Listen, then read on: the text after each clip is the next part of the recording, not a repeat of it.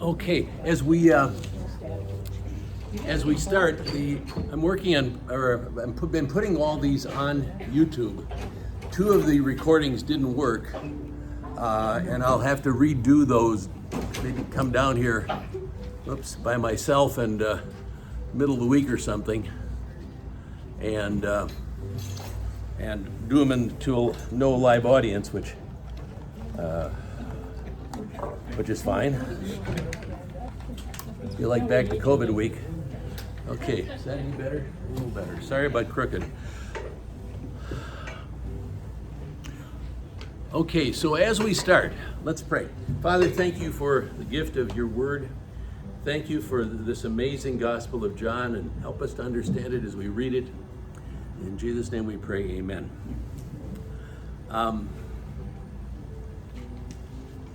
One of the major turning points in my life, and I never realized it would be such, was at Bible camp in the summer after 6th grade, and the speaker challenged us to read our Bibles one chapter a night. And I put my little paw up and I agreed to do that. And by the time I got to seminary, I had made it through the Old Testament maybe 3 times, and I made it through the New Testament many times, and it really helped. It really helped.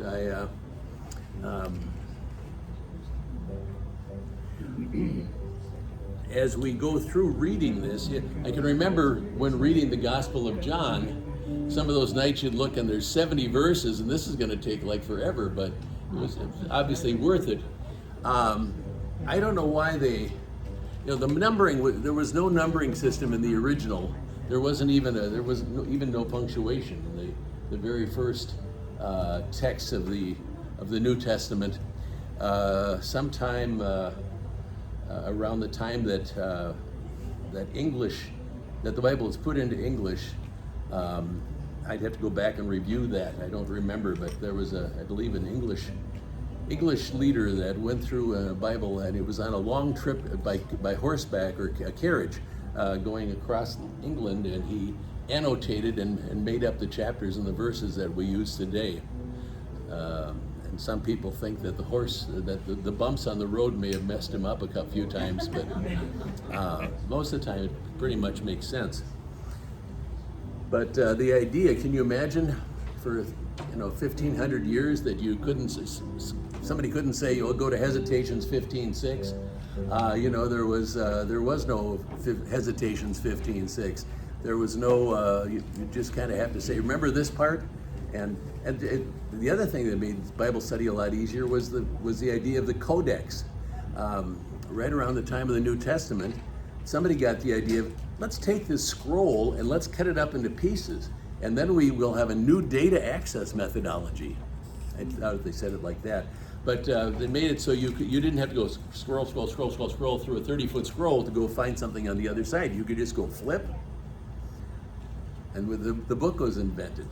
I still like having copies of both the hardcover books and the electronic books. Electronic books are really handy for looking stuff up fast, or instead of hauling around a unabridged concordance this big, I can do much more with my computer. But still, if I'm going to read something like Luther's works or a good commentary or something, I can go back and forth much faster with paper. All right, so why am I saying all this? So I want you to be reading John's Gospel. Please start digging into it, and maybe should have done that before. The purpose of this course is not to teach you everything about John. The purpose of this course is to teach you how to teach it to yourself. That's really important. That's a real distinction, because we're not going to have time. We're not going to go through verse by verse, word by word, and pick it all apart and explain it all and figure it all out. I don't know everything about the Gospel of John. I've spent 60 years of my life embedded in it and enjoying it, but I certainly don't know everything about John. I go to commentaries and read them and think like, that's really cool. How do you figure that out? And there's no bottom to the Gospel of John. So what we're going to do today, we're going to jump forward to what's called the Passion narrative. Now, some of the commentators really make a big deal that there are two books of John. The first part is the book of signs, and the second part is the book of well, the book with the passion at the end, and I can't think what the term is. Oh well, there's two halves, and really the second half of John is kind of different in that we're going to be going through 14, 15, and 16, which is the upper room stuff, which is entirely unique to John, and it has particularly so many promises. Promises, promises, promises. It's got dozens of promises that are extremely important for our faith and living out our faith, which don't exist anyplace else in the New Testament. They're based on the idea of promise, which starts really with the call of Abraham, or Abram, and the seven promises that God gives Abram. So promises of God, all the Old Testament promises all focus down towards Jesus and the cross, and all the New Testament promises come out of the cross. And so everything is focused, that's the gospel. The gospel is when we tell what God has done. We tell the power of God, the story that comes down to Jesus and focuses on Jesus, and you can sum it up with John 3:16. Now, when we get past 14, 15, 16, high priestly prayer, and 17, then we get to we get to 18, and all of a sudden things change, and we then there's a cord there. We get to chapter 18, which is our chapter 8 of the book, and all of a sudden the vocabulary changes, the pace changes. John needs to tell this story about Jesus and Herod, or Jesus and Pontius Pilate and the high priests and so forth. And we think of Matthew being concise, and we think of Mark being in a hurry. John goes through this material really, really fast. He doesn't even mention all the characters that the other Gospels do, because he needs to hit certain points that he wants to bring out. Again, John knows that we have three other what? The Synoptic Gospels. So he expects us to have those and to know those, and realize that people, before everybody had lots and lots of books, their ability to process and remember spoken word was much, much better than ours. One of the growing parts of world evangelism is something that's called orality. Orality. Now, what's that mean? Many of the unreached, how's that work? Thank you, changing the wiring. Many of the languages in the world today don't have written formats, so unreached languages. And not only do they not have a written format, I'm going to go like this, that'll work much better. Okay, they're not people that have ever had a book before. Now, if you've never had a book before and you're not used to studying or learning from a book, it's a whole different world.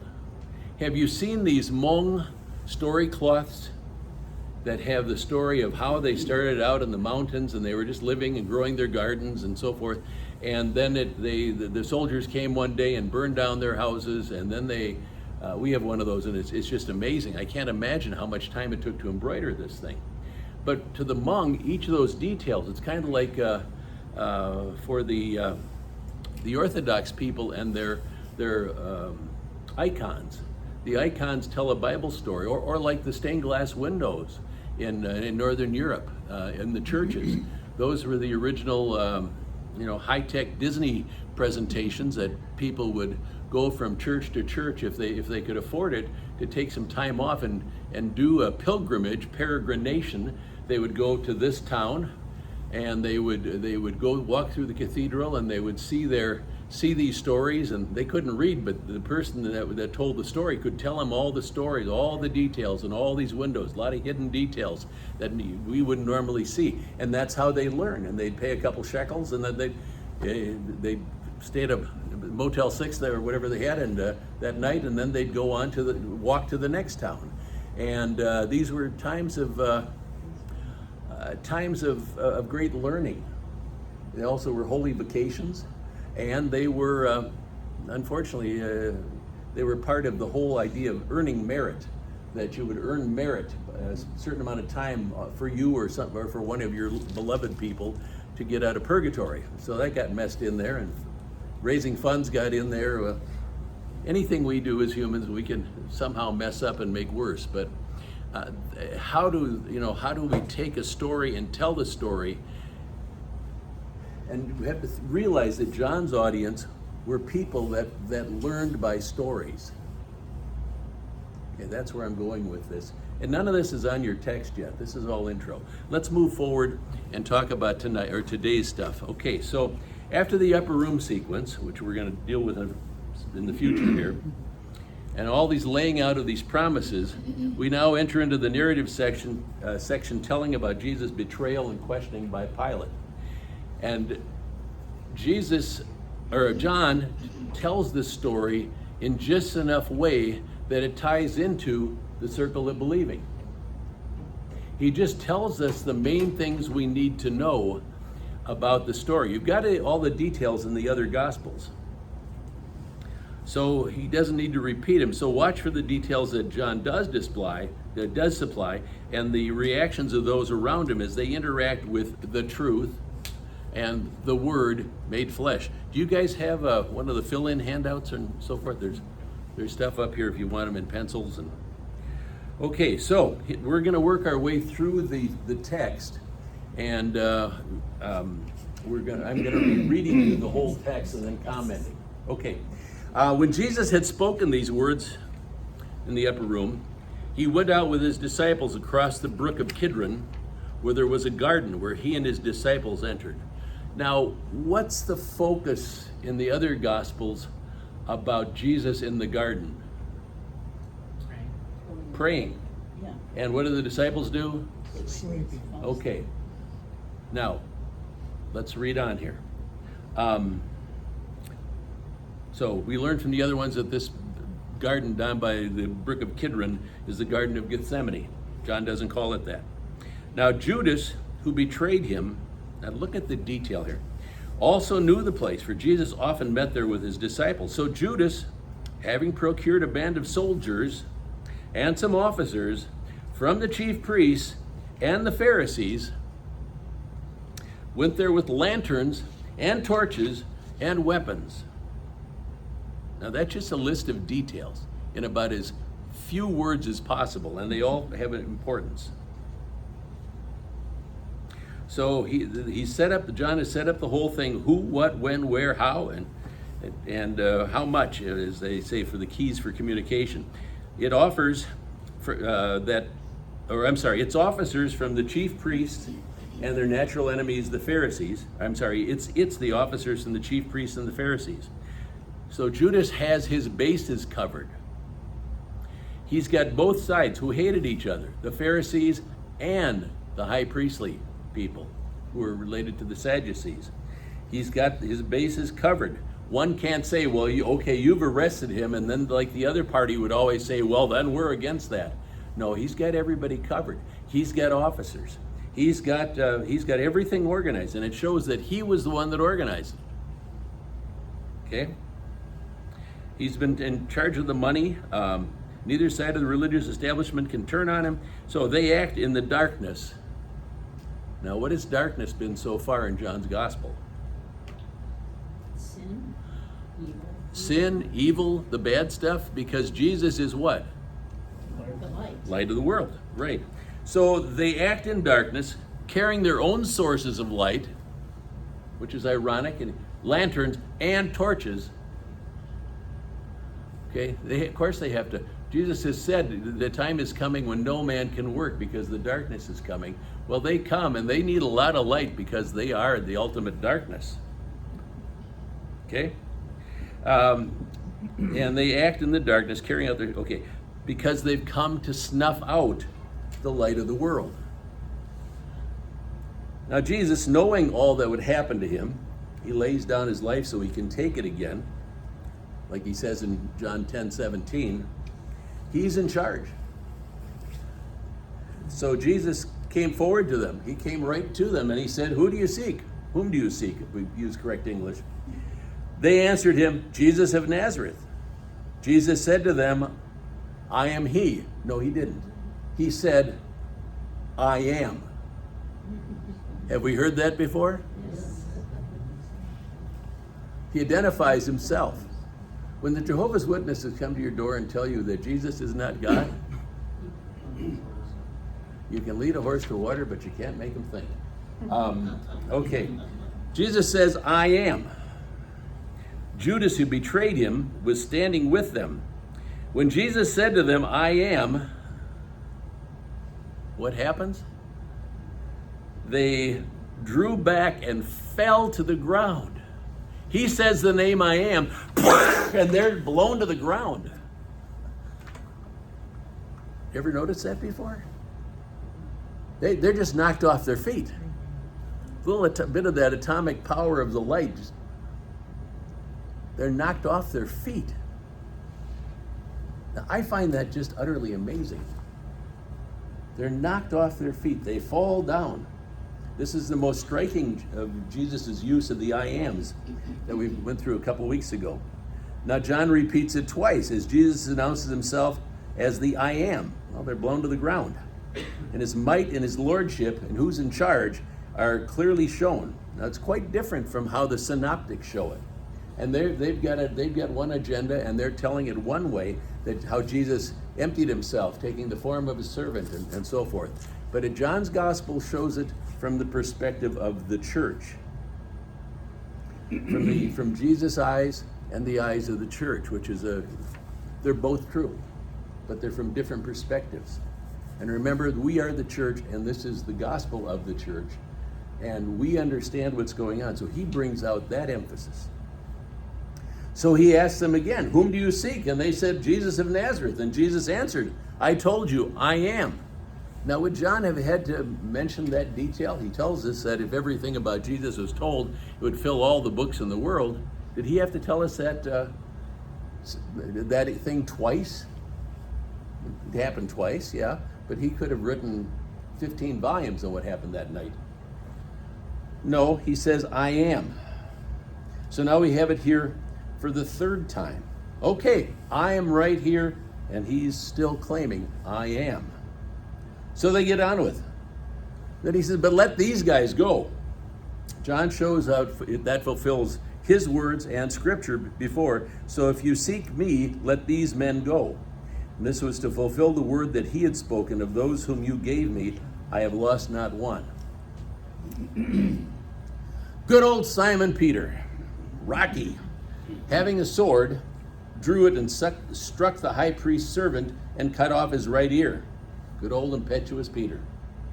Now note that John doesn't tell us about the healing of the servant. Only Dr. Luke tells us about the healing. Mark doesn't. Matthew doesn't. Doc Luke gets it in there. Jesus says, "No more of this." I'm sorry.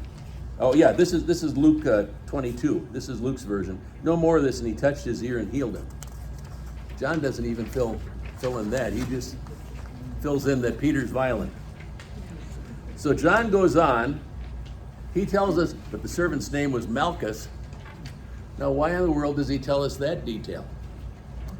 Well, in case anybody wonders about the historicity, were you really there, John? Well, the servant's name was Malchus. That's what I think it was.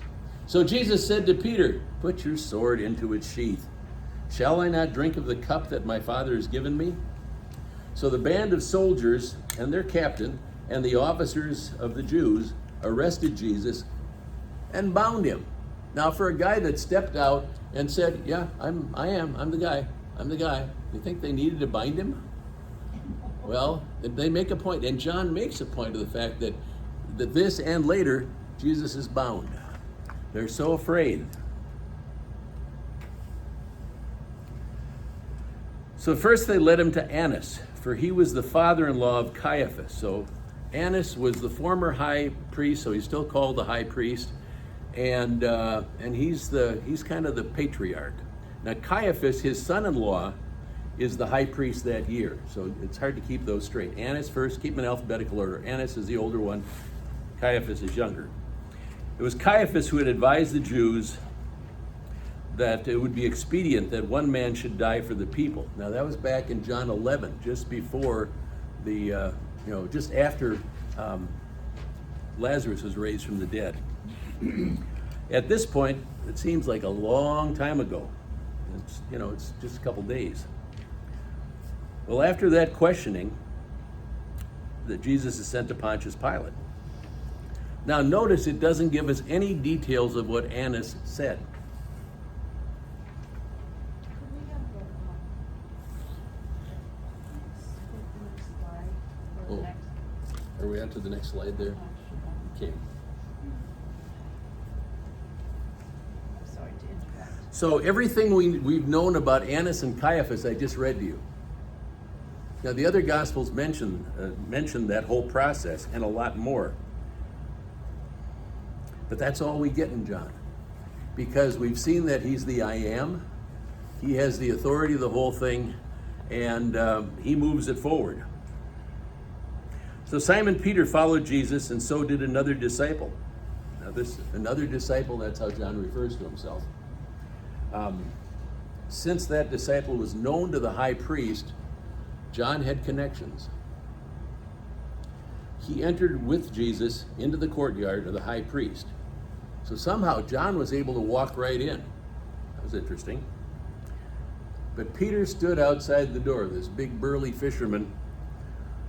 And so the other disciples, who was known to the high priest, went out and spoke to the servant girl who kept watch at the door. They've got a servant girl, a doulos, a slave, who is watching the door. Now she's probably not armed, but she's handling the credentials.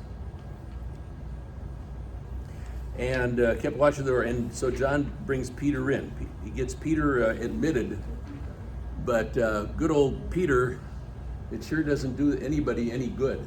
Let's go on.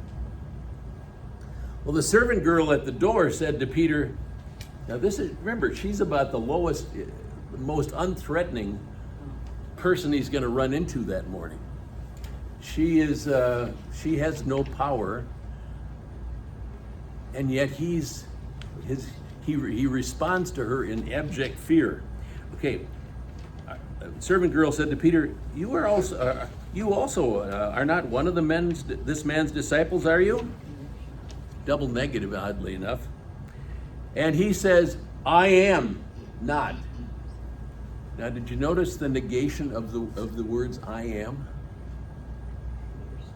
Jesus all the way through has been identifying himself as I am. And Peter, in the simplest words possible, says, I am not. Which movie in the 80s or 90s I had the thing that came out of Saturday Night Live? Was that Somebody's Big Adventure, or the pardon? Bill and Ted may have been that movie. Where anyway, it was in the slang for a while that people would say a statement and then say, not. Remember that? Yes. Okay. All right. Well, that's what Peter apparently is doing. But he says, I am not. Now, that's not by mistake. He could have said it in a lot of different ways, but he's directly negating, or he's saying the opposite. He's not recognizing the I am. He's saying, I am not. He's saying, I'm identifying with the, it's about as clear as he can be. So, when push comes to shove, brave old Peter melts. I make things worse, he says. He denies Jesus and he denies Yahweh, the God of Israel, but by saying I am not. So the servants and the officers had made a charcoal fire because it was cold, and they were standing and warming themselves. Peter also was with them, standing and warming himself. So the high priest then questioned Jesus about his disciples and his teaching. Jesus answered him, there was high priestly stuff. Okay, I have spoken openly to the world, and I've always taught in synagogues and in temples where all the Jews come together. I have said nothing in secret. Why do you ask me? All those who have heard me have heard me All those who have heard me, what I said to them, you know what I said. Now, obviously, there's people in the crowd who've been listening to Jesus all along, not to mention his own disciples. He invites the witnesses to bear witness. He invites them to say what they've learned, what they've heard, and so on. They're quiet. When he had said these things, one of the officers standing by struck Jesus with his hand, saying, "Is that how you answer the high priest?" So the physical abuse begins. Jesus answered him, "If what I said is wrong, bear witness about the wrong." Now, bear witness has been going on all the way through the gospel. There's also the negatives. Jesus talks about his miracles. Well, they bear witness and so on. But if I said what is right or just or righteous, why do you strike me? So Jesus sets out the hypocrisy of the proceedings very clearly in about as few words as you could possibly put it together. Okay? So Annas then sent him bound to Caiaphas, the high priest. What happened? Oh, okay, there's a blank one in there. Sent him bound to Caiaphas. Okay. Are we missing something?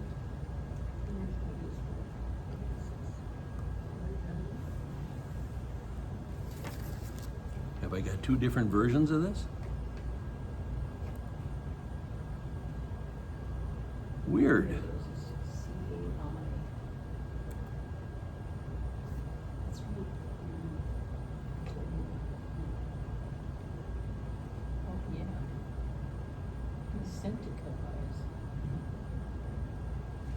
Let me try this one.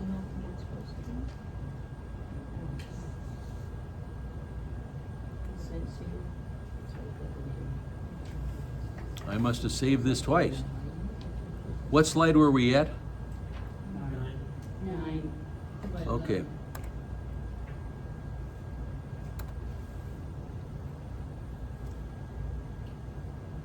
So, this time now he's sent to Caiaphas, who shouldn't be the FIL, should be son-in-law of Annas.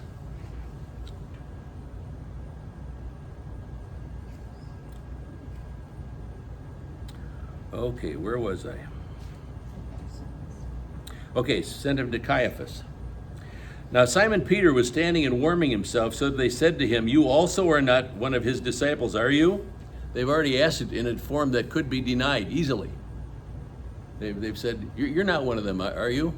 And he says, no, I am. Not. Same thing. Well, one of the servants of the high priest, a relative of the man whose ear Peter had cut off, asked, "Did I not see you in the garden with him?" Peter again denied it, and at once a rooster crowed. Third time's a charm? Well, Peter strikes out. The early morning rooster reminds him of his earlier words and Jesus' earlier words too. Okay?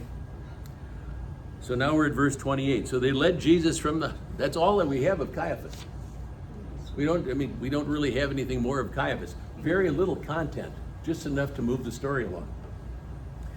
Led Jesus from the house of Caiaphas to the governor's headquarters, that's Pontius. It was early morning. They themselves did not enter the governor's headquarters, the Jewish leaders, so that they would not be defiled. If they went into this unclean place with, hadn't been all cleaned up and so forth, they were coming up on the Passover. Their homes were all clean, spotless, and all the leaven was taken out and so on as per the laws. So Pilate went out to them. He said, "What accusation do you bring against this man?" Well, Pilate got this far in his career. Yeah, he's not really a big-time player in the Roman political system, but he's worked his way up through the army, and he's made it up to the point now that he's in charge of that area. He's in charge of the army, but he's also the occupying governor. So doesn't have a lot of power, and Rome is always worried about their subjects rising up. Now, in AD 68 to 70, the Jews will rise up, and that's what causes the utter destruction of Jerusalem. So what accusation do you bring against this man? They answered him, well, if this man were not doing evil, would we have delivered him over to you? How's that for a non-answer? Well, yeah, I mean, obviously he must have, he's a criminal. We brought him to you, didn't we? I think that's kind of almost like humor, to show the ridiculousness of what's going on. They don't have any charges that would stick, nor would hold up as an offense in the Roman law code. So Pilate said to them, take him yourselves and judge him by your own law. The Jews said to him, well, it's not lawful for us to put anybody to death. Now they've tipped their hand. They're not looking for justice. They're not even looking for banana republic punishment. They want Jesus dead, and they don't want to take the blame, and really the law doesn't give them a structure to do that, their law. So here's these people who are the great scholars of the law and the protectors of the people of Israel, or Judah, and they've got to go to the Romans to get the job done. Such was the politics of first century Israel. But they want Jesus dead, period. Now, going on to the text, this is to fulfill the word that Jesus had spoken to him, to show by what kind of death, Roman crucifixion, only the Romans did that, he was going to die. Remember way back, he says, when I am lifted up? And he says that many other times. So Pilate entered his headquarters again and called Jesus and said to him, are you the king of the Jews? Now I went over that several years ago, and I double-checked it, and finally I called one of our former interns, Vickers, who is now a professor of New Testament at Wartburg Seminary. I said, Troy, forgive me for bothering you here, but would you look at this text for me? Am I right? Does this really say, you are the king of the Jews? He looked at it and he said, yeah, that's exactly what it says. I said, well, you see, in Greek, again, there are words that can make it a question. Tis is one. There are words that can make it a question which show that you expect a negative answer. That's the Greek word me. But a lot of times a question can look just the same as a statement. And there is no question mark in Greek of that time. And so maybe he meant it as a question, but what came out of his lips was what? Statement. Yeah, comes out as a statement. Now remember what we've said about people that encounter Jesus, the truth squirts out of them? This happens over and over again because he's standing in front of truth incarnate. So, you are the king of the Jews? And Jesus answered, well, now, do you say this of your own accord? Or did someone else say that to you about me? Now, Jesus is coming down, he's talking turkey. He says, okay, this just came out of your mouth. Is that what you believe? He turns it on him right then, and it says, what do you believe?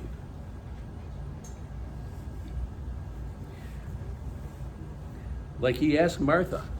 He gets that whole section about the resurrection. He asked Martha, do you believe? He's not afraid to do that. And sometimes we need to say that to people. Sometimes we need to say that to ourselves. And Pilate answered, saying, and this is that meh word, he says, I'm not a Jew, am I? Or am I a Jew? It's translated, but it's really, I'm not a Jew, am I? Your own nation and the chief priests have delivered you over to me. What have you done? Jesus answered, my kingdom. Now that word, basileia, can be translated as rule or reign. And this is a theme, the day of Yahweh, the reign of God, the reign of God. Jesus talks about my kingdom. There was a book in the 50s by a guy by the name of John Bright, and I believe that book is still in print.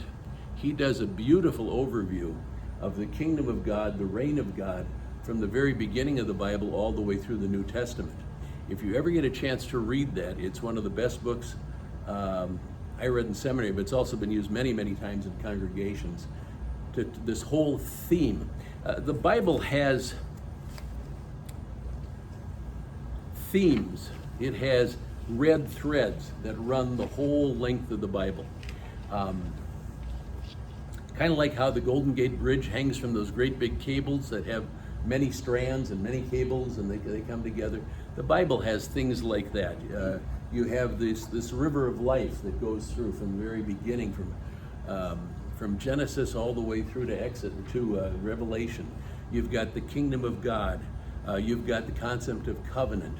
You've got the concept of covenant love, or chesed, as we've talked about. And there's many of these themes that are just through the entire Bible, and without seeing the fact that this is one of the things everything hangs from, it's kind of hard to understand the Bible. But you can find these threads that run through. The Bible doesn't tell you that they're there, but as you read it, as you get to know it, you see these themes that keep coming back and are central. Everything hangs on them. Okay, so my basileia, my kingdom, is not of this world. If my kingdom were of this world, my servants would have been fighting. They had swords. Jesus said, bring two, Luke tells us, that I might not be delivered over to the Jewish leaders. But my kingdom is not from the world. Now, this is a major point for John's audience. John's audience, late in that first century, has been through a lot. Anybody know about Nero? Anybody know what Nero did? Yeah, he blamed in part the fire that burnt Rome, in which he fiddled or played a lyre, on the Christians, and he particularly took it out on the Christians. He took Christians and took their children and wrapped them in the skins of sheep and so forth, and then put them in the Colosseum to be torn apart by wild animals as the parents watched. And he took Christians and covered them with pitch and crucified them and lit them on fire for light for his garden parties. There had already been dire persecution by the time John's gospel was written. The Apostle Paul and the Apostle Peter were killed during that persecution. So the Christians that John is writing to knows all about this cost. My kingdom is not of this world. And Christians were often charged with wanting to overthrow the government. Then Pilate said to him, "So you are a king?" That's exactly what he said. "You are a king?" Jesus answered, "Well, you say. That truth is there. You just said it." Yeah. Lost connection. Lost connection.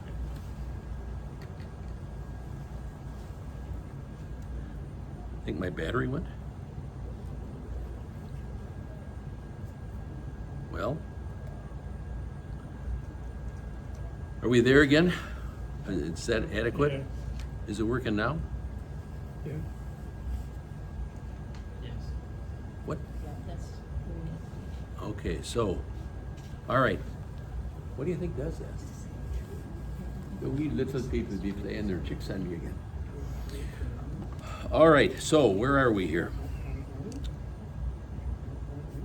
For you say, I am a king. For this purpose I was born, and for this purpose I have come into the world. Now that sounds like echoes of John 1. To bear witness to the truth. Jesus just gave you his purpose statement. To bear witness to the truth. Now, think of the circle of believing. Where does bear witness come? In relationship to the word. When the word comes and you hear it, and then what do? What happens? What's the effect? it spurts out. Well, we're getting to that point, but I'm talking about the specific 5 things. We've got the word comes, and we hear it, and then that causes us to, okay? But when we believe, it settles in and becomes a part of us, and we find ourselves what? Knowing. Yeah. And when we know, then what happens? We bear witness. And we bear witness, what are we sharing? The Word. Okay, so here Jesus the Word is telling us why he came.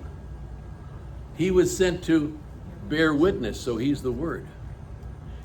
And so he's telling that's why he's there, to begin this whole circle of believing that has gone on over and over and over all the way through John's Gospel. And so he is there as the Word to bear witness to the truth. Who's the truth? Jesus. Jesus the Word made flesh. Everyone who is of the truth listens to my voice. And then Pilate says the most ironic words ever said by a human being. He looks Jesus right in the eye, truth incarnate, and he cannot grasp it. And he says, what is truth? Now back in chapter 1, that's what was told, that the darkness has not overcome it. The darkness could not grasp it. The darkness couldn't receive it. The darkness couldn't destroy it. That's all that same verb. So I find no guilt in him, Pilate says, and Pilate declares him innocent.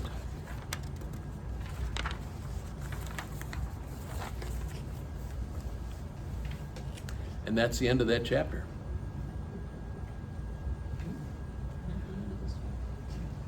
Pilate declares him innocent. So what are we going to, for the Roman audience, for the audience at the end of the chapter, of the end of the first century, as they are, as they're telling this story across the Mediterranean, John's word comes. John wrote his book in an island off of Greece, we believe, Patmos. He's telling this story that what was Jesus' relationship to the Roman Empire? Was he trying to overthrow the government? No. He was there because his kingdom was of a different place, a different kind of kingdom. And so this was in this little tiny chapter, with just these few details, we have seen who Jesus really is. We've seen his power with the I ams. We see that Peter, indeed, 3 times denies him, as Jesus said he would. We have him beginning this abuse of being beaten, whipped, or beaten by the guards. We don't have the long story of the whipping and all of the other stuff. But we get to the point where the key thing is that Pilate says he's innocent. Now that's an awful lot of information in a very few verses. Does it tell us everything the other Gospels do? No, he's just moving the story forward so that we can see what happens and what God's, how this all played out in the least possible words, because he doesn't need to tell us the rest, right? Questions, comments? It's interesting, the word voice in Greek is phone. Yeah. Phone. Yeah. Well, that's why we get a telephone. Yeah. Tele, long distance, distant, and phone, phonos, and phone, Greek. Yeah, that's voice. So yeah, that's your telephone.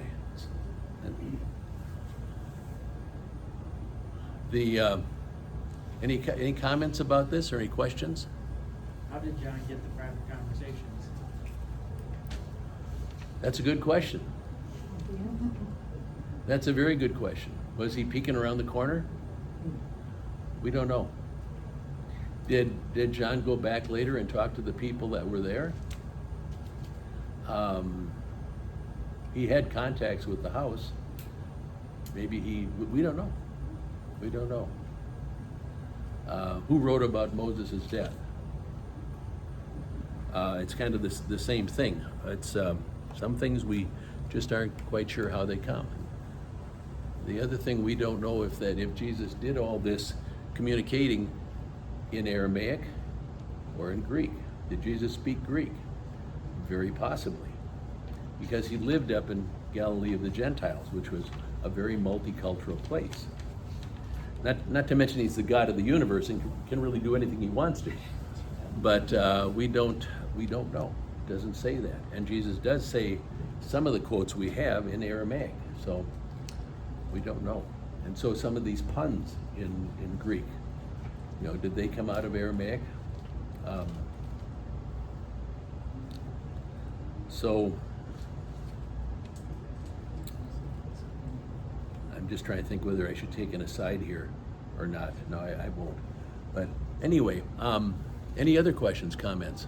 I think it's unfortunate that in at least my translation, when Jesus answers, it says, I am he.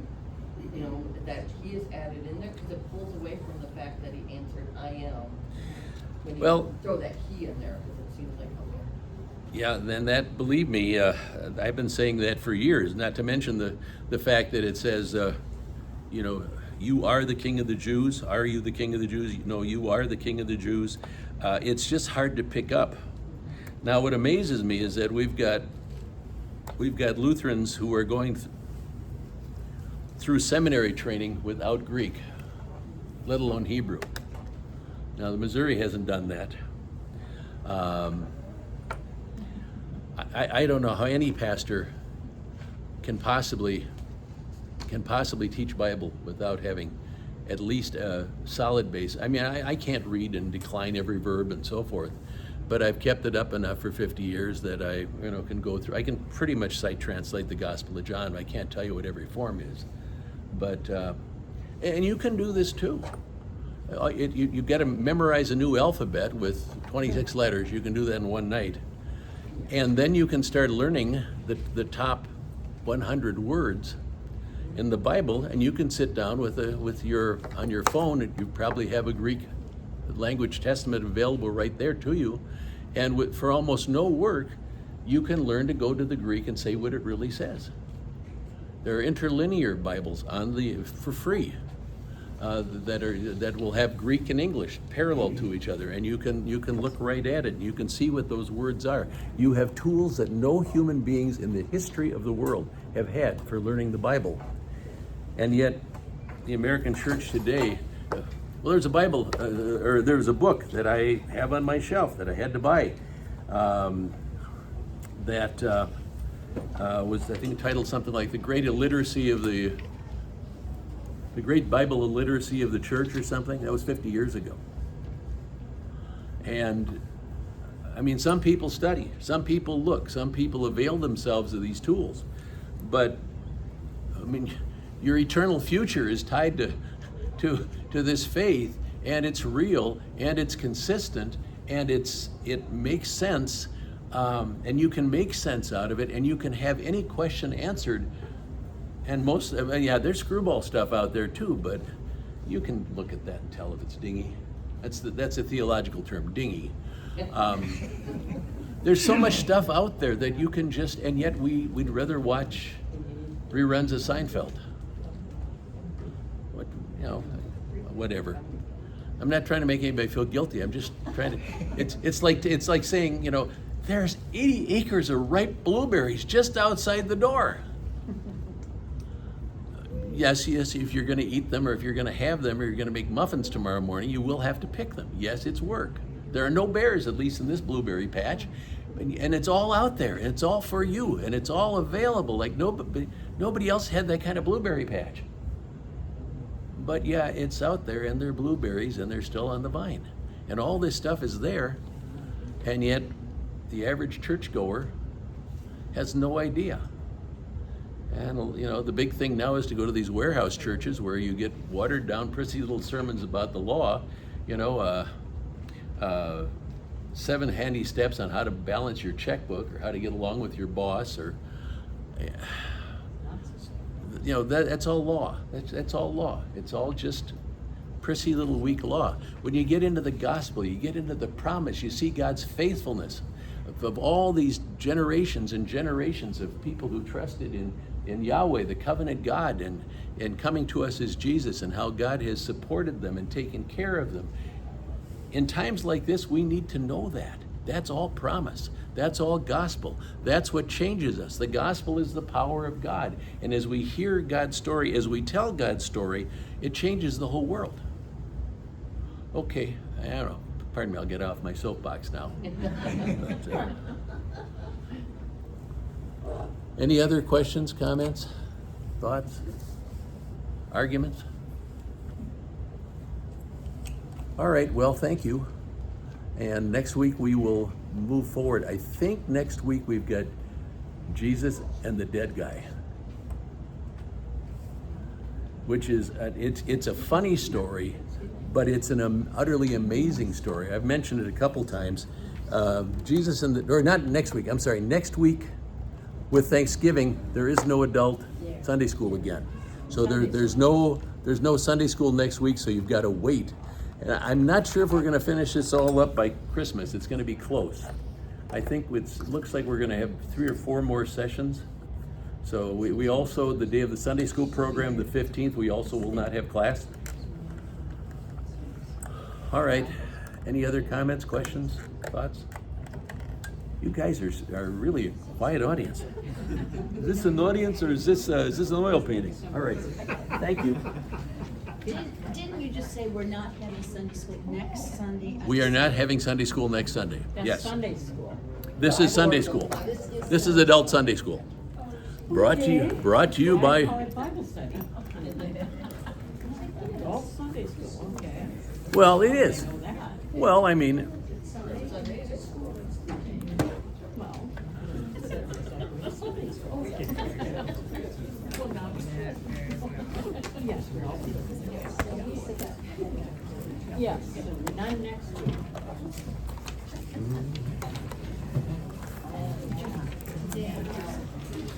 Youngest